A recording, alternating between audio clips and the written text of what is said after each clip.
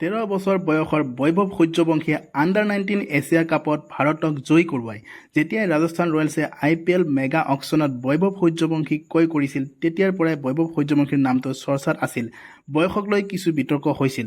বৰ্তমান আণ্ডাৰ-19 Asia cup চলি আছে। আজি ভাৰতৰ খেল UAEৰ লগত আছিলে। UAE প্ৰথম বেটিং কৰি 137 ৰানতে অল আউট হয় 44 অভাৰত। আৰু ৰায়ান খানে UAEৰ ফালৰ পৰা সকলোতকৈ বেছি 35 ৰান কৰে 48টা বলত। বাকী কোনো খেলুৱৈয়ে ভাল বেটিং কৰিব নোৱাৰিলে UAEৰ ফালৰ পৰা। ভাৰতৰ ফালৰ পৰা য়ুধাজিত গুহাই সকলোতকৈ বেছি 3টা উইকেট লয় আৰু চেতন শৰ্মাই 2টা উইকেট লয়। ভাৰতৰ কাৰণে লক্ষ্য আছিল 138 ৰান 50 অভাৰত।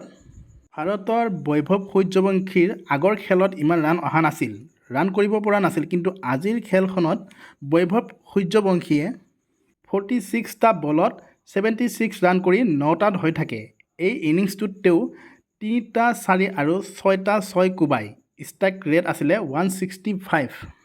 IPL অকশ্যনত ক্ৰয় হোৱাৰ পিছত বৈভৱ সূৰ্যবংশীৰ আণ্ডাৰ-19ৰ আগৰ খেল দুখনত ৰান অহা নাছিল। কিন্তু ফাইনেলি আজি তেওঁ খেলখন ফিনিছ কৰে আৰু এই খেলখনত ভাৰতে 10 উইকেটত জয়লাভ কৰে।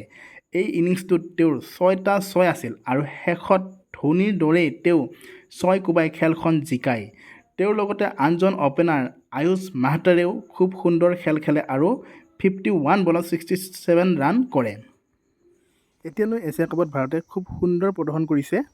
এয়া আছিল আজি ভিডিঅ'টো শেষলৈ চোৱাৰ বাবে ধন্যবাদ সকলোকে।